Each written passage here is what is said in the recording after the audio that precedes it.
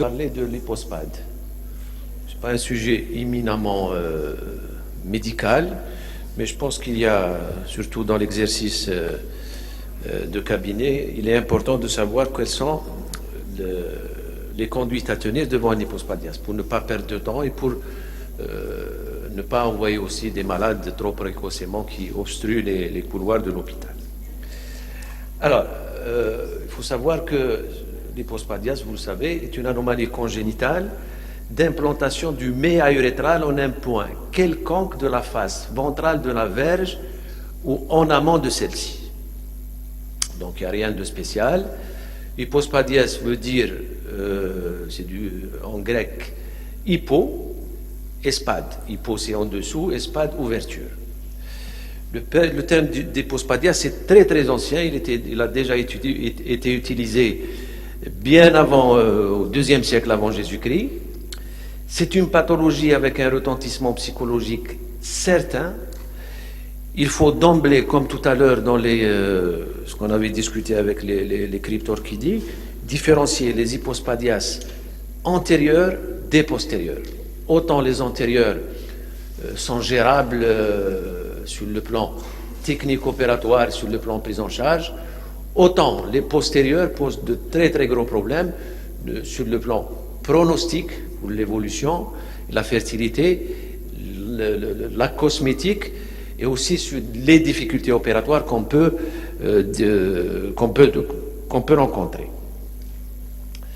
Alors c'est une affection qui reste assez fréquente, 20 pour 10 000 naissances, c'est-à-dire à peu près 1 pour 250 garçons.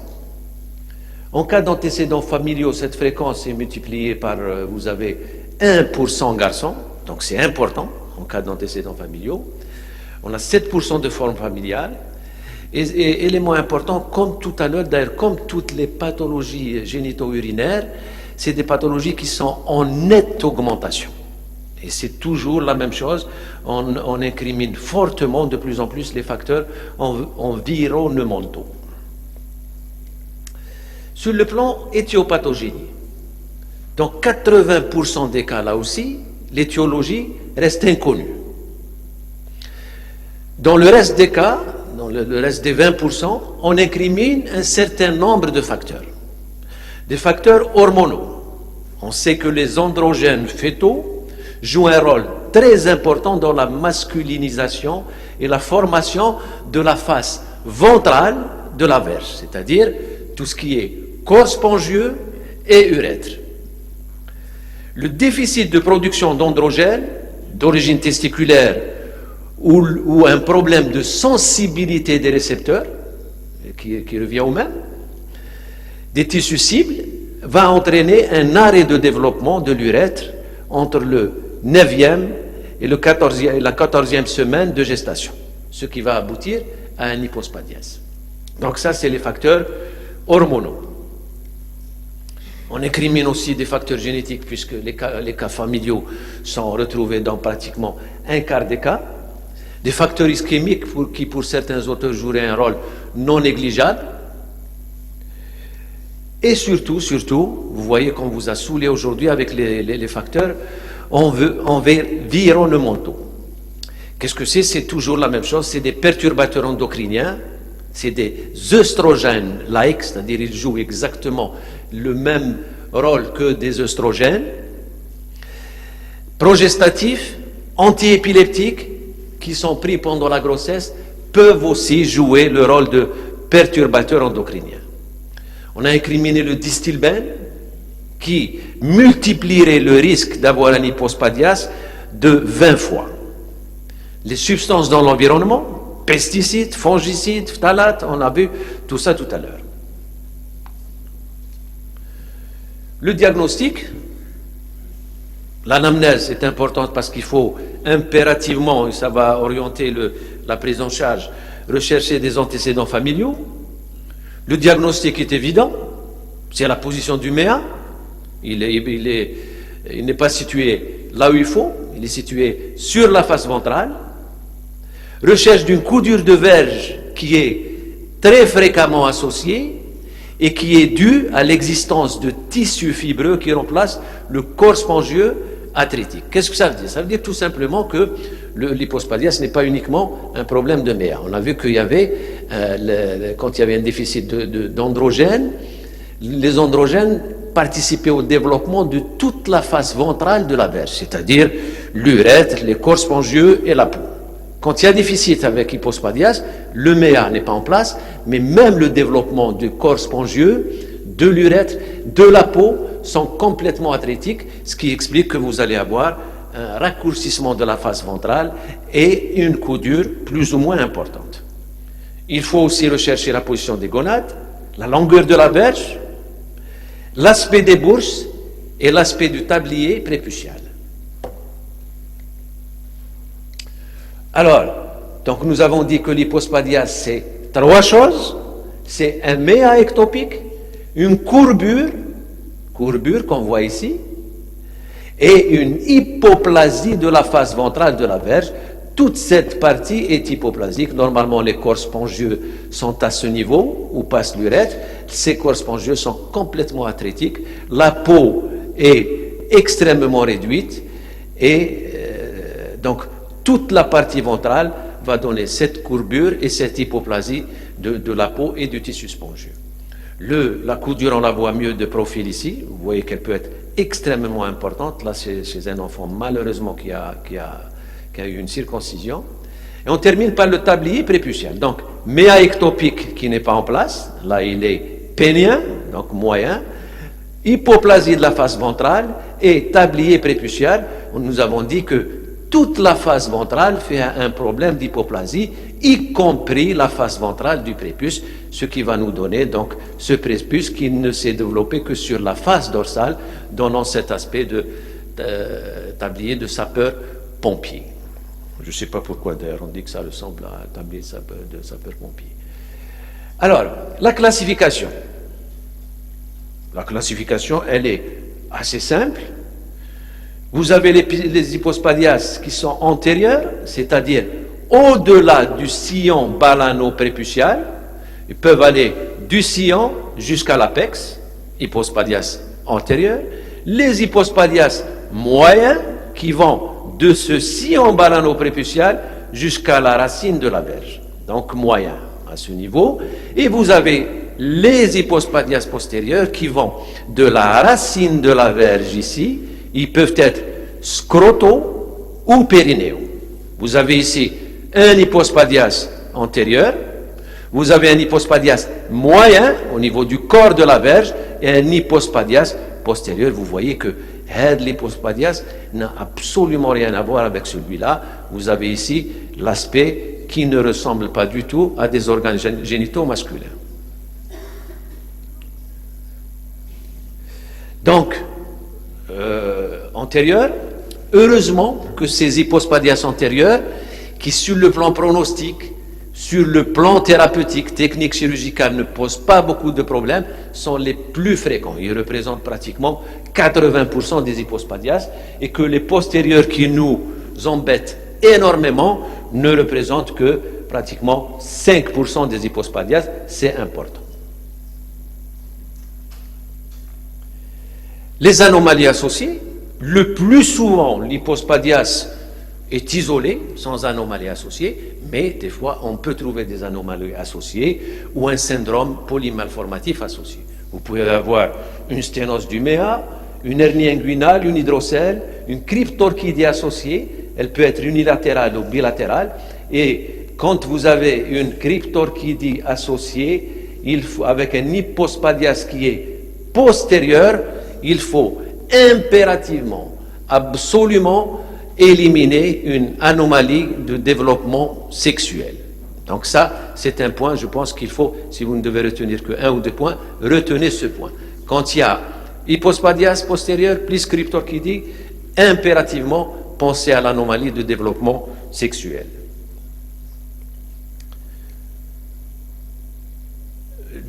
Certains auteurs ont répertorié pratiquement 49 syndromes qui peuvent être associés à l'hypospadias. Pour vous dire qu'il faut toujours faire attention, surtout si les hypospadias sont très, très postérieurs. Il faut toujours éliminer et faire un examen clinique. On revient toujours à l'examen clinique, un examen clinique complet et minutieux. Alors, est-ce qu'il faut explorer et faire des examens complémentaires à des hypospadias? D'emblée, je vous dirais que l'hypospadias antérieur ne nécessite aucune exploration. Donc ça, c'est clair. Un hypospadias postérieur, quand il est isolé, aucune, je dis bien isolé, pas d'autres pathologies ou signes associés, aucune exploration. Alors, quels sont les hypospadias qu'il faut savoir explorer? Ce sont les hypospadias guna postérieurs, dont l'aspect déjà est inquiétant qu'Inchoufohom. J'arrive pas à...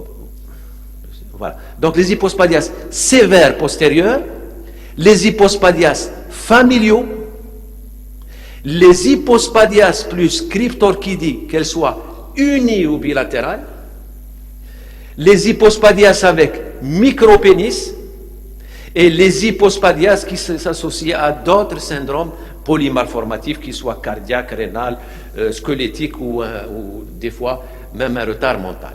Donc, les hypospadias qu'il faut explorer, c'est la liste qui est en face de vous, c'est-à-dire tous les postérieurs, tous les hypospadias qui sont très postérieurs, qui sont avec une cryptorchidie ou qui s'associent à d'autres malformations ou syndromes concomitants. Alors, nous avons vu quel hypospadias explorer.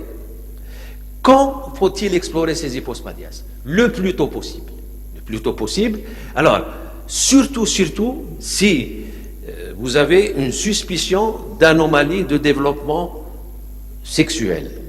Il faut impérativement dépister très vite une anomalie cortico-surrénalienne avec une hyperplasie des cortico-surrénales qui peuvent être mortelles.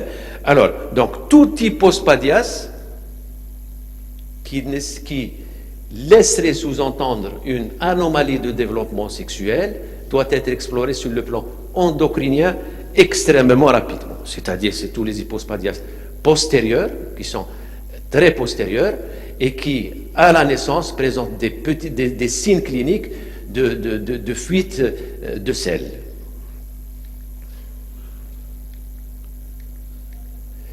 Alors, comment explorer? L'échographie pelvienne, le plus souvent, qu'est-ce qu'elle va rechercher? Elle va rechercher s'il y a ou non des anomalies abdominopelviennes associées, qu'elles soient rénales, vésicales ou autres. Elle va rechercher aussi, pour nous orienter éventuellement vers une anomalie de développement sexuel, un reliquat mullérien.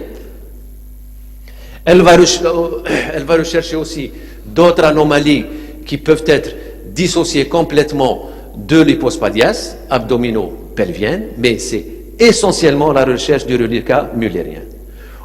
On peut faire aussi une génitographie ou une IRM pelvienne. Il vaut mieux, si on a les moyens, faire une IRM pelvienne. Qu'est-ce qu'elle va nous montrer? Elle va nous montrer l'urètre comment il est, la vessie comment elle est, et éventuellement l'existence ou non d'un reliquat mullérien associé. L'endoscopie peut être des fois nécessaire pour mieux affiner les lésions, mais on la fait généralement en préopératoire. En péropératoire, c'est-à-dire juste parce que ça nécessite une anesthésie générale, donc on profite de l'intervention pour faire l'endoscopie. Alors, qu'est-ce qu'il faut faire devant un hypospadias? Quelles sont les indications? Les indications de la prise en charge thérapeutique.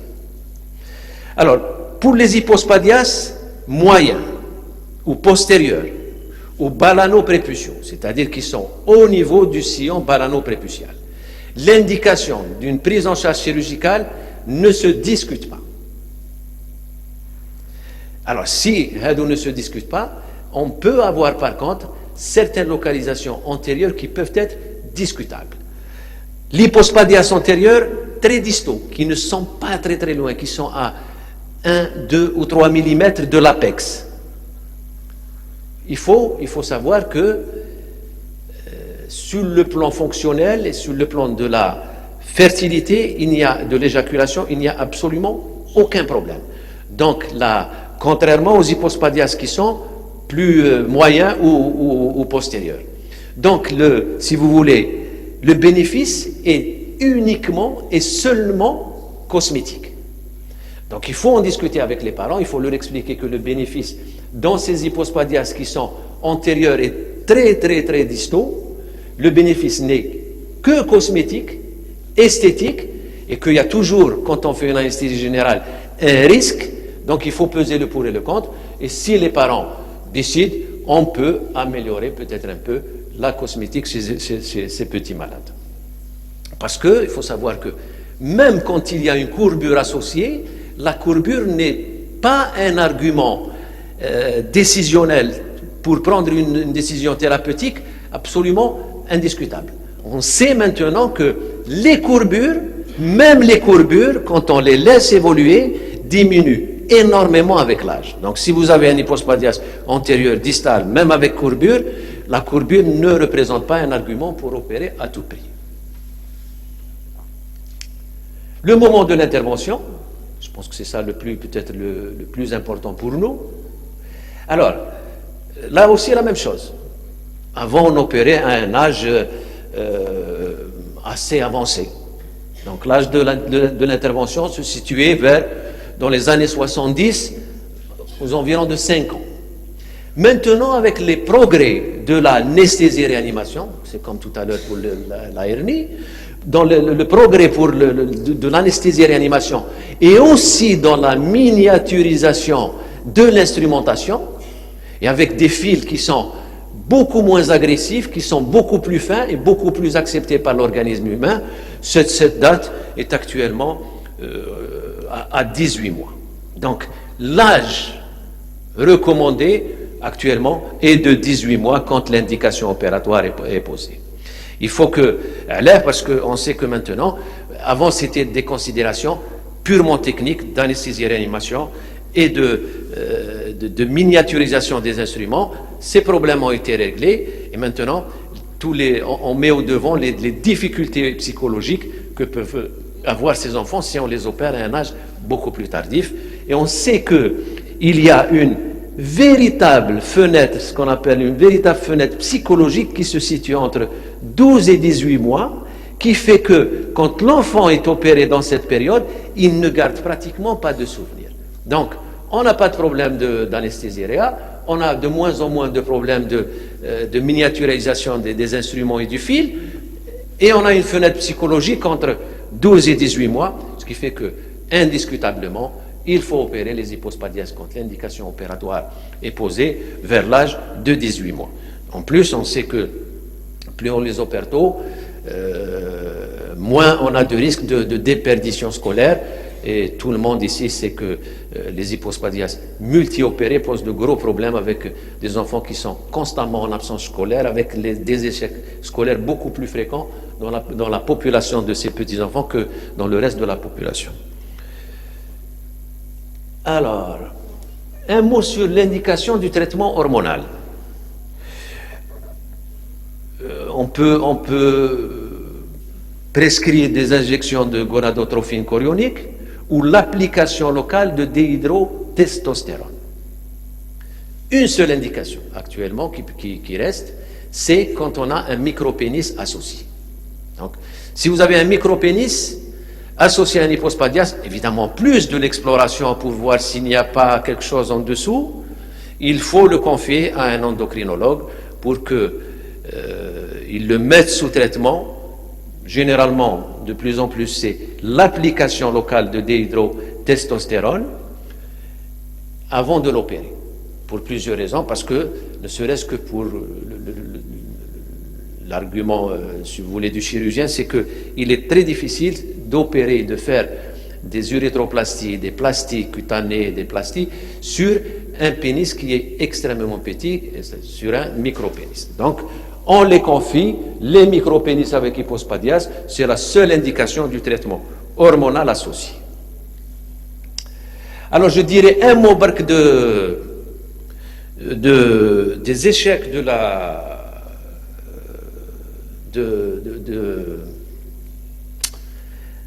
des urétroplasties.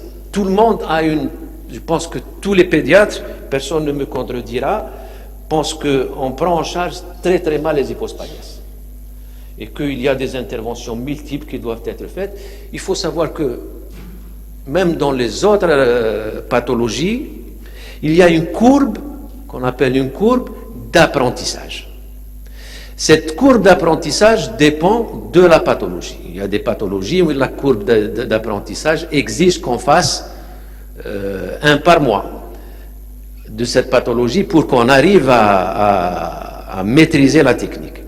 La courbe d'apprentissage de l'hypospadias est, elle est très lente, c'est-à-dire qu'il faut du temps pour acquérir la bonne technique, la bonne technicité, et tous les auteurs sont d'accord pour dire qu'il faut au moins faire au moins un hypospadias par semaine pour dire que je peux faire des hypospadias. C'est-à-dire pratiquement 52 hypospadias par an. On est très très loin de ça. Pourquoi? Parce que tout simplement, on n'a pas encore acquis si vous voulez, cet état d'esprit où n'importe qui ne peut pas faire n'importe quoi, n'importe où. C'est-à-dire, on est obligé de centraliser normalement, parce que plus on fait quelque chose, mieux on l'a fait. Normalement, hein, si on est bien, si on n'a pas de problème dans le cerveau, et il faut centraliser les pathologies. Je vous donne un exemple. Par exemple, vous prenez des pathologies comme, je ne sais pas, l'atrésie des voies biliaires. Vous allez dans les pays qui se respectent. Vous allez par exemple en Angleterre. Il est absolument interdit, en dehors de 2 centres, de faire une atrésie des voies biliaires. Pour les hypospadias, c'est la même chose. C'est-à-dire les centres qui prennent en charge ces pathologies doivent être... je ne parle pas des hypospadias antérieures, hein, encore une fois, je parle des hypospadias qui posent de gros soucis de technique, essentiellement les hypospadias postérieures. Voilà, je vous remercie.